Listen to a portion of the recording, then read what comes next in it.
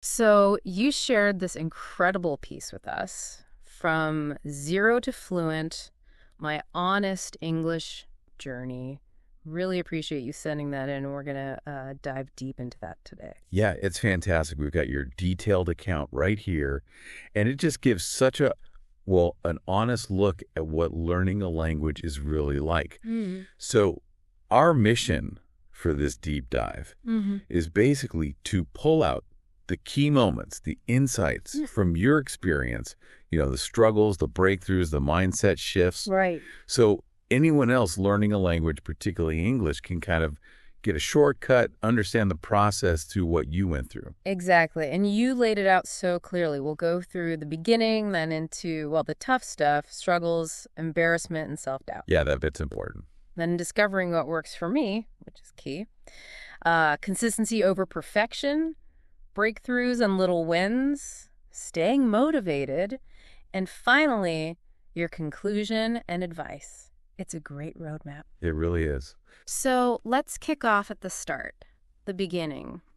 You called English this sort of secret code from movies and music, felt out of reach. Tell us about that initial feeling. It's such a vivid description, isn't it? That idea of hearing something everywhere, but it feels like this locked door. Yeah. You hear the sounds, maybe it sounds cool, even magical, like you said, but you feel like you're stuck while maybe others seem to just get it. It really nails that initial intimidation. And then school happens. You'd hope it would make things clearer, but then you hit those spelling versus pronunciation traps. Like, what were the examples? Though, enough, island. Oh, yeah.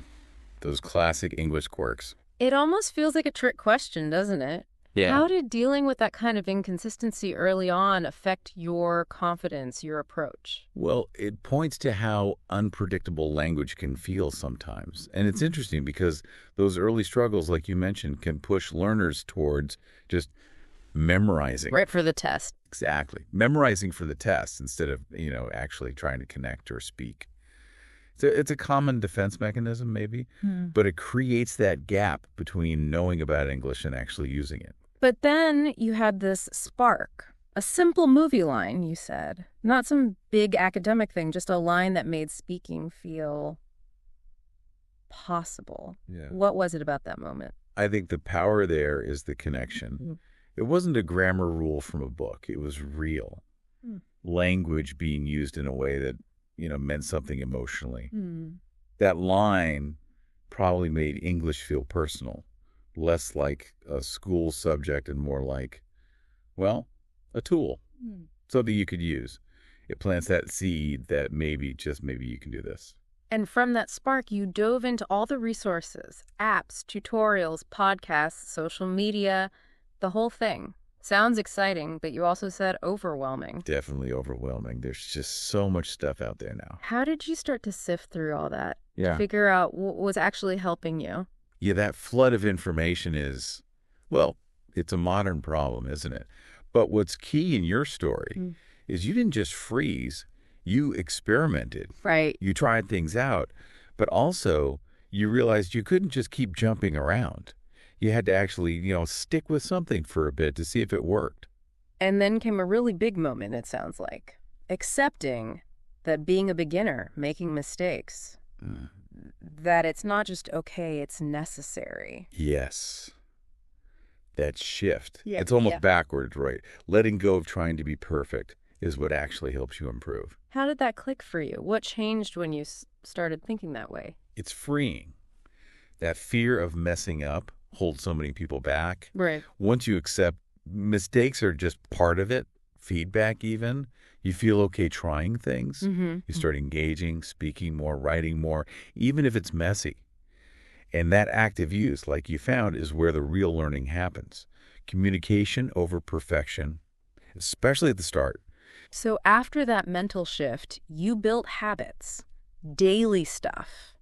Writing, journaling, shadowing, talking to yourself, knowing mistakes would happen, but doing it consistently. What did you start noticing from those small, regular practices? Consistency. That's where the magic happens, slowly. Writing, even simple stuff, helps words and grammar stick. Journaling makes it personal. Shadowing, great for accent and flow, feeling the rhythm. And self-talk, just narrating your day or whatever, it's practice without pressure. All adds up. Those small bits day after day. And you realize something huge, the mindset part, beating the fear. Believing you could learn that was the hardest bit, harder than grammar or vocab lists. Why do you think that internal struggle is often the biggest barrier? It's because learning a language makes you vulnerable, doesn't it? You're putting yourself out there. You might not understand. You might say the wrong thing. You might feel stupid, honestly. Yeah. That taps into deep fears about judgment. So overcoming that internal voice, that doubt, takes real conscious effort, sometimes more than learning the actual words. Believing you can fuels everything else. Okay. So you got started, you had the spark, the mindset shift, but it wasn't all easy after that. You hit what you called a wall, made of grammar fear, speaking anxiety, self-doubt. Sounds really familiar. Oh, yeah, the infamous plateau or wall. It often happens after the initial excitement fades, right? Suddenly, grammar seems like this huge mountain. The fear of actually talking to someone feels more real, and you start thinking, am I even getting anywhere? Progress feels slow. It's tough because the novelty's gone. You realize, wow, this takes sustained effort. You mentioned a specific bad experience early on, talking to a native speaker, feeling broken, awkward, slow, misunderstood, and it nearly made you quit. That's rough. How did you bounce back from that? That kind of experience could just crush your confidence, can't it? Feeling misunderstood is so frustrating. The key, though, is how you eventually reframed it. Right. Instead of seeing it as I'm bad at English, you started seeing it as feedback. Like, okay, this part was hard. What can I learn? Yeah. Shifting from I can't do this to this is a challenge I can work on. That's resilience. That's crucial. And the embarrassing moments didn't stop there, did they? Misunderstanding jokes, typos in messages, saying the wrong phrase. Happens to everyone. You even mentioned the th sound, like tree versus three, or thank you versus thank you, those little things. How did you learn to deal with the embarrassment, and what did you do practically to work on things like pronunciation? Yeah, those moments. Yeah. You just have to learn to, well, maybe laugh at them eventually, but also see them as data. Like, okay, people didn't understand that word, or, the sound needs work. So you target it? Exactly. You see it not just as embarrassment, but as information. So for pronunciation, maybe listening really closely to that specific sound, doing exercises, recording yourself, actively tackling the problem areas like that tricky, it shows real commitment. And then there's a comparison trap. Seeing fluent speakers, especially online, looking perfect, that can kill motivation fast. Oh, absolutely. Social media is a highlight reel, isn't it? People rarely show the struggles. How did you manage to pull back from comparing yourself and just focus on your journey, your reasons for learning? It takes conscious effort. You have to remind yourself they were beginners ones too. And then, crucially, reconnect with your why. Why did you start? Was it for connection? Travel? A specific goal? Focusing on your own progress, however small, and your personal reasons, that's much healthier than looking at someone else's polished endpoint. And you made a great point that self-doubt doesn't just vanish. It can still pop up. The trick is not letting it stop you. What strategies helped you manage that lingering doubt? Recognizing it's normal, first off. Everyone feels it when learning something hard. It's not a sign you're failing. Yeah. Then, practical things. Setting tiny goals you know you can achieve. Acknowledging successes, even little ones. Reminding yourself how far you've already come compared to the start. Basically, you acknowledge the doubt, say, okay, you're there, but then you deliberately choose to keep going anyway. So after navigating all that, you started figuring out what actually worked for you, realizing there's no one-size-fits-all method, and just switching constantly wasn't helping. That's a big realization. What questions did you ask yourself to find your own style? I think the key question you landed on was just so smart. What actually helps me learn? Simple, but powerful. Right. It means looking inwards. What's my personality? Am I shy, outgoing? What's my lifestyle? How much time do I really have? And what are my goals? Why am I doing this? Yeah. Answering those helps you tailor things, move away from generic advice to something that fits you.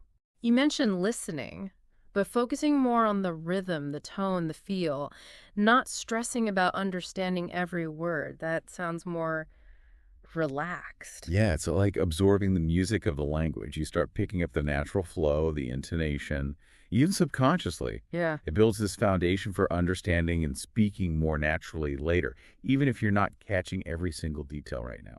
And shadowing, repeating after speakers in short video clips. You said it felt weird at first. What improvements did you notice? Pronunciation, obviously, but also confidence. Shadowing is super active. You're physically trying to make the same sounds, training your mouth muscles. Right. So yeah, pronunciation improves. But just the act of doing it, of mimicking native speech, it builds this feeling like, hey, I can make those sounds too. It boosts confidence, even if it feels a bit silly initially. Switching gears to reading, you found reading for fun, stories, lyrics, blogs, worked better than just textbooks, focusing on context, not looking up every single word. Sounds more enjoyable, for sure. Oh, definitely. Reading stuff you actually like makes it feel less like homework. You're Yeah. motivated to keep going. Yeah. And you learn words naturally in context, which helps you remember them much better than just memorizing lists. You see how they're actually used. And then your creative speaking practice. Talking to yourself, narrating your actions, telling stories in your head, recording voice notes, low stakes, high reward. Totally.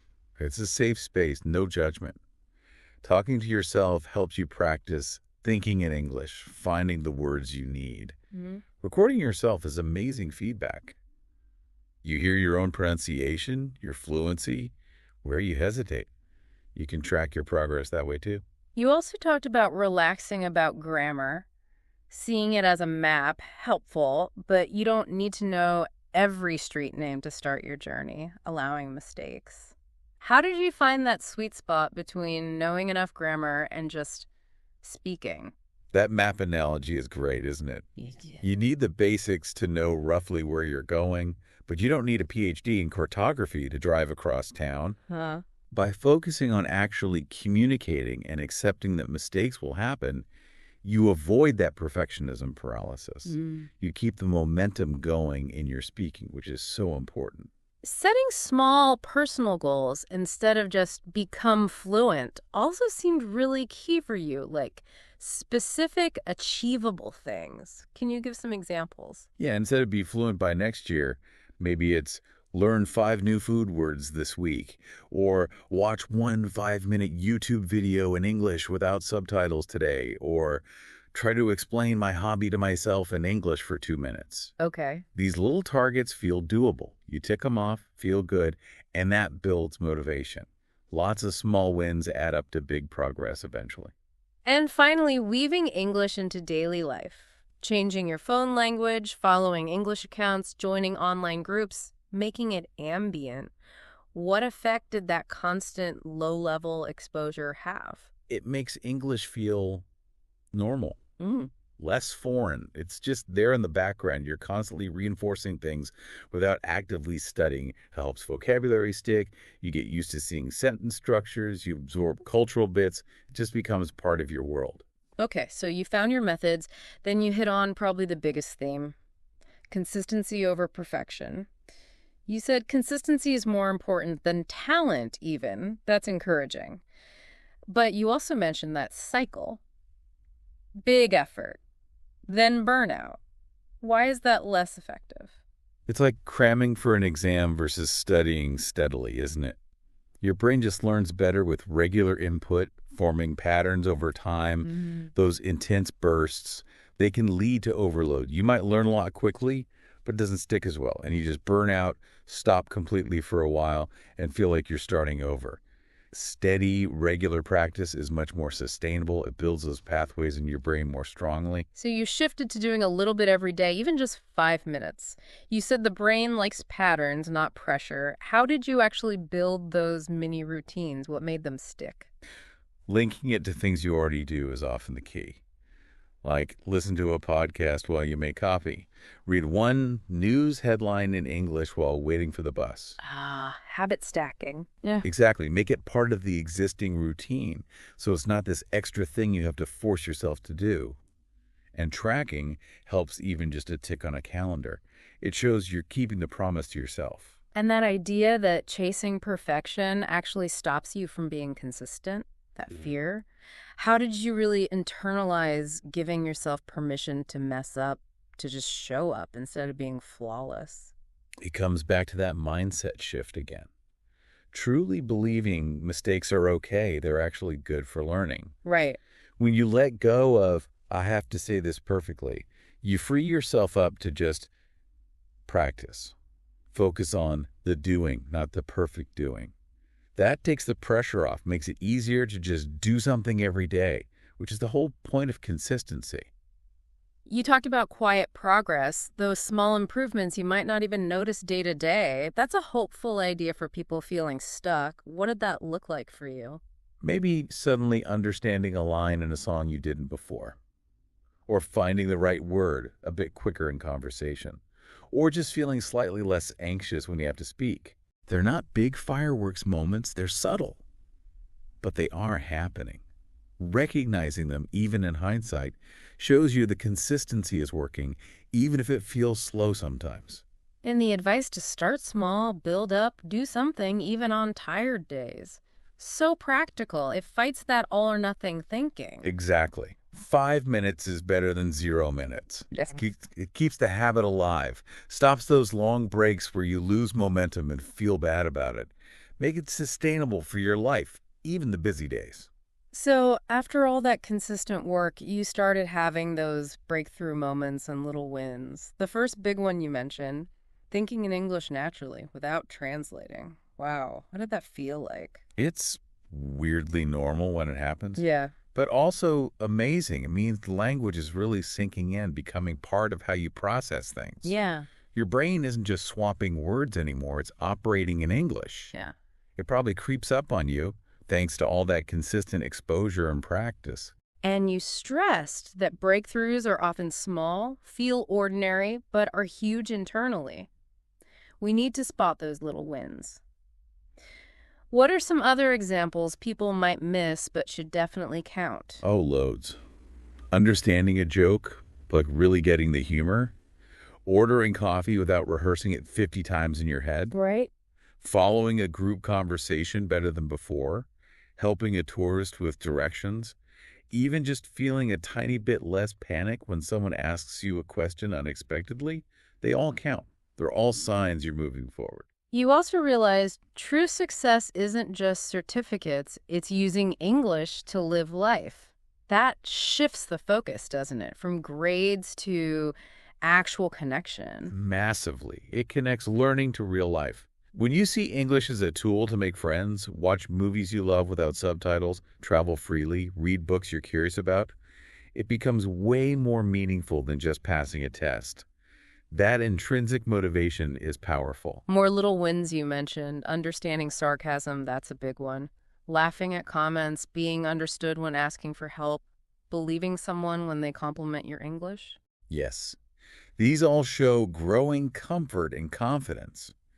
Sarcasm means you get nuance.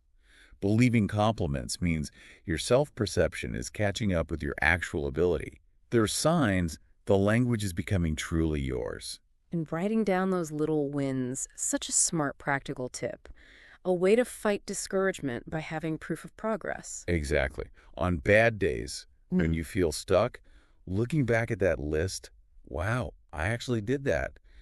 It's a huge morale booster. It reminds you the effort pays off, helps you keep going. Okay, let's talk motivation. You acknowledged it comes and goes, not always high. So, strategy 1.